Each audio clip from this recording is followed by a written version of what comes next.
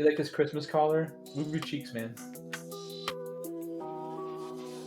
All right, ladies and gentlemen, we are entering the last week of the regular season. Finally made it here. Seems like it went by so fast. You wait so long for it to happen, then it's gone.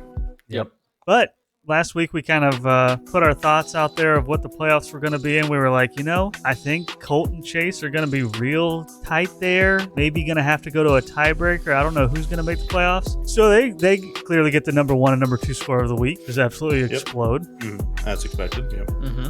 Unfortunately, against the Price Bros there. So the Price Bros really into some important weeks on the losing ends. Chase, I'm sorry for mentioning that I didn't think you were going to make it to the playoffs. I did say that I was afraid of your team doing exactly this in the playoffs, though, that if you were to make it, I could see you blowing up. So kind of called it. Also, you had the renaming buff earlier in the season. We talked about it a bunch. Miller tried it. It didn't go his way.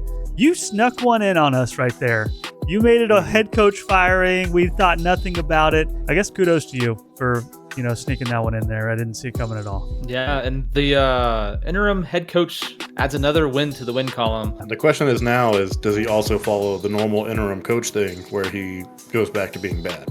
Because that's what Most IRL interim coaches, he gets maybe a couple wins, but definitely the first one, and then it usually just kind of teeters off. Or does he just rename his team every week and see how long this can last? Yeah, maybe he's just got 27 names locked and loaded, ready to go. Yeah. And then, Colt, number 1 score of the week. You absolutely blow Aaron out of the water. You double grilled him last year. You're going to add a third grilling. That is pretty crazy. Fortunately, hold on. What I meant to say was Aaron was slightly distracted, not by an fortunate event of having a child. But due date wasn't until this week, but happened less than 24 hours before the first game. So kind of putting that, did Colt have any sort of deal going on there? Maybe he paid Courtney to go in early, figure something out. He needs Aaron distracted. Interesting. Either way, Colt scored a bajillion points. So yeah, I think that's usually just the helpful side of it. Well, we can talk about your game against Alex. Another top 3 score there. Yeah, so I'm still in the running of finishing the season undefeated. It did have me thinking, though. Your team was really bad for so much of the season. And then we mentioned that you are officially out of the running for the playoffs. And then you start blowing up with top 3 scores. So now I'm wondering if we do need those tanking rules, because it's seeming a lot like you were hustling everybody there for that number 1 and number 2 pick. I really do wish that was the case. I wouldn't have done it. I wish my team was just this good all season. It's been poor managing on my part, I guess. That was a whole bunch of malarkey. We're on to you. Garrett versus Miller. Garrett needed the 1-1 to stay in the hunt, and Miller needed the 2-0 to stay in the hunt. So naturally, neither got either of those things. So they're both out of the hunt. They both did the one less win of that. So game of the week, Kevin versus Chris. It was only a 12-point difference, but even with it being so close, Kevin, you did get that 2-0 to jump Aaron into the bye week slot. Chris got the 0-2. Yeah, it's a big swing in the sandwich that I was in with Chris and Aaron. Now I'm one of the buns. I think Aaron is the meat now. It's all still up in the air. Obviously, we're also in the playoffs now. I did lose CMC for the year again, so that sucks. This is now back-to-back weeks that I've lost a running back to IR. It's not a strategy I recommend. Especially for a team that you've built on not having running back depth. What can you do? Also, you do have to be careful not to lose the Colt by 81 points. Otherwise, there's a chance that he could pass you in the standings. Oh, this week. Didn't need to know that, but okay, thanks for that.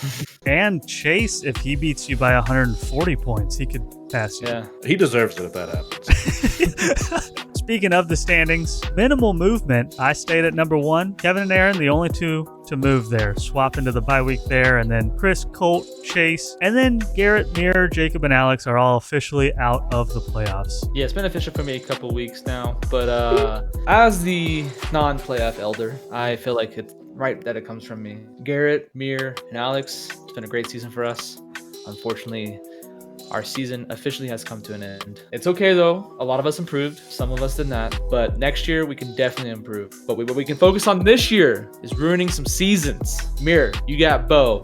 Doesn't matter if you beat him, he doesn't move. So you're kind of out of it. Garrett, you're playing Alex. Never mind. That doesn't matter either. So I guess it's just me that can really ruin his season this week. So Kevin, I might kick you out of your bye that you just got. So I don't know if that really ruined my season, but yeah. I don't know. Hell of a speech there. I was moved right up until the part where you said it didn't matter for everyone else. Yeah. But that does mean that the top 6 are in. There's no need for worrying or fighting in this last week. You can all just look at who you're going to be playing. Number 4 and 5, just as a reminder, will be playing on my side of the semifinals. And number 3 and 6 will play on the other side. So another quick fun fact is every single person in these playoffs, except for Aaron, I have lost to in the semifinals. So it's looking good for everyone right now. Can you explain why you've never lost to Aaron in the semifinals? That would be because Aaron has never made it to the semifinals. So Aaron doesn't know how to win in round 1. So if he doesn't get that bye, it's looking good for whoever's on that side. Especially if you can pair it up with me. If you can pair up the Price Bro side, that's where a lot of champions have come from. You know, fingers crossed you land on the right side of the bracket this year. All right, you ready for this? All right, y'all, I got a special drink for you today. It's kind of mixes a food or takes a food flavor and puts it in a beer. It sounds weird at first, but it works. Churro Laser. Cinnamon, vanilla, and milk sugar. I don't know what milk sugar is, but I like the sound of it. Little Jedi and Sith fighting on the front of the can. It's a cool can. That's why I grabbed it. And also churro. I like churros. I pre-poured it so we don't have to embarrass people on this show. Myself. Here we go.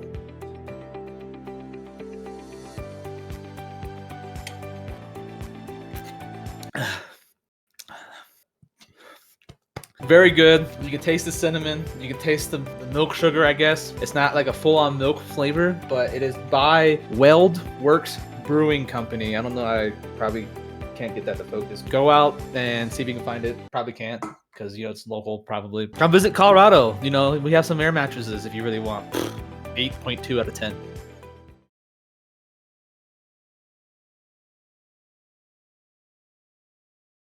All right, that's going to bring us into this week's games, the final week of the regular season, rivalry week, and for a couple of us, a triple header, third time round. It's a big bye week, guys. Ravens, Broncos, Texans, Commanders, Colts, and the Patriots, who that doesn't matter. Definitely going to be some funky lineups. At least everyone's locked into the playoffs, but like we said earlier, there's still a lot of seating shuffling that can happen. We'll jump into the first matchup here. We got Team Garrett versus Dream Rotation. This is one of those triple headers that I was referring to. Both are out of the playoffs. Alex has only beat Garrett 1 time out of 8. Garrett is 2-0 against Alex this year. 1 was a close game. 1, Garrett absolutely smashed him. Third time, maybe somewhere in the middle, you know, like a 20-point win or something, some kind of normal like that. Or maybe Alex gets the win. This is just for shits and giggles. No seeding changes, no playoff implications. So this is a pride thing. One thing that is going there, Alex can't move. Garrett can fall below Miller, so he could, with this game, secure that spot above Miller, and Miller will have fully fallen back behind his old team. That's some embarrassment you could send Miller's way. Yeah. That is fun, yeah. We do have Red Rain versus Rocky Mountain Ghouls. It is the game 3 of the year. First 2, Kevin won both of them. 132 to 121. That one was pretty close. And then 112 to 73. But it's the third time the charm. I believe in them. Like we've mentioned, you are undefeated the past couple weeks. Really turned it around after you tanked really hard. You know what I think it is? I think it's the Blackberry Crown. Maybe there's some magic power to Blackberry. I'm gonna have to start next season with that. Yeah, why not? If you do get this win, it could potentially ruin Kevin's hard work to get all the way up to that first round bye. Yeah, I take a lot of credit to give him that spot because, you know, I kind of knocked down Aaron 3 losses out of 4 these last 2 weeks. Yeah, I feel like I also upheld my end of the bargain there. Yeah, but I mean, He's got to hang his hat on something this year, Kevin. Right, yeah. I feel like I earned the bye week as much as Kevin has so far. So maybe I take it away. I just want to say I have twice as many wins as Jacob this season. We're getting a lot of high and mighty talk here from someone who's in second to last place. Yeah, second. Okay, we're both just second. I mean, yeah. Okay. Speaking of which, Jacob, you would be 4-9 against Kevin this year, but you would be 2-1 in the last 3 weeks. So I mean, About to be 2-2. this is also going to be Aiden O'Connell versus Jameis Winston in this matchup. Yeah. Yeah, I hope you guys are ready for Jameis throwing for 700 yards. It is wild to see that matchup. Yep. In a relatively important game. For you, at least. All right, for our third matchup this week, we got a second or a rematch, not a tri match or whatever we're dubbing it. Trade Station versus Sin City Slots. As mentioned earlier, Bo can't drop, Mir can't drop. He can go higher, but if he doesn't, he loses to his old team, which is just Mir. Come on. You left that team because it was bad, and you're getting ready to lose to that team. Not the same team, though. Garrett's done a great job. Switching to Bo. Bo. I don't know if you know this. You definitely do. You have tied so far the total win record of it in a regular season at 24. You get one more win, median or head-to-head. Mir beat him. You beat the record. I And- heard what you just slipped in there. What do you mean? I can hear you. I didn't. Mir beat him. So if Mir beats you and 4 other people outscore you, you do not beat a record. One thing I want to point out, the Eagles, so your quarterback and your running back, do have to play the juggernaut of the Carolina Panthers this week. Now, we have the worst rush defense in the league. Saquon's going to run for like 400 yards. It's going to be ridiculous. So that's the only downside to this is not only do you not have any important bye weeks, you also, 2 of your best players are playing the Panthers. I don't fully understand why you said downside there.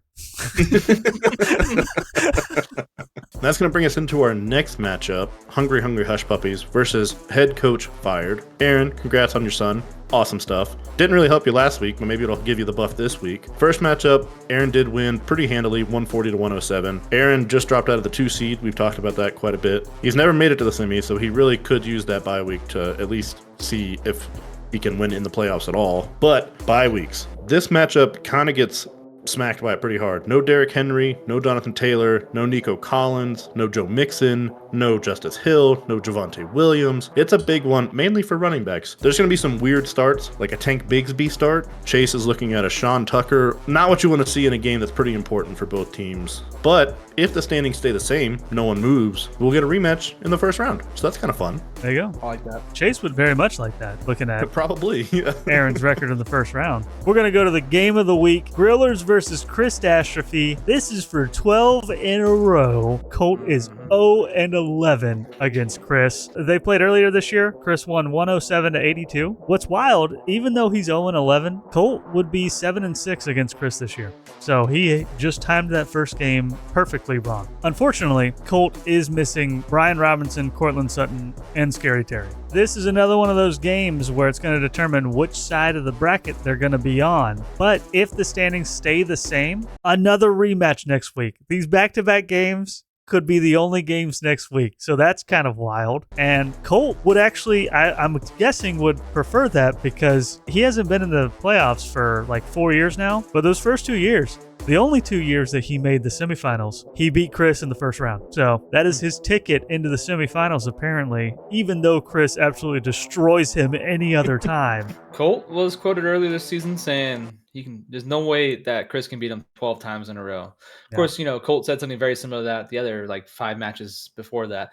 But maybe this is fine. If I had to guess, I would assume the biggest grilling episode we'd ever get was if Colt won the championship. This has got to be a close second, though. If he beats Chris, this has got to be almost championship level. Maybe a smaller parade than the full like city parade, maybe just through the neighborhood or something. I think I'm rooting for the standings stay the same and we just get 2 rematches again next week because I think that's just funny. And that also means I get the bye week, so that's another reason why I would like it to happen. If he goes 0-12, I think we have to do some kind of celebration because that's a crazy record to lose to somebody 12 times in a row. Not even Alex does that. Like that's how crazy this is. The longest Alex ever lost was 5. And Colt has not beat Chris for 7 years. It's funnier when you put it that way.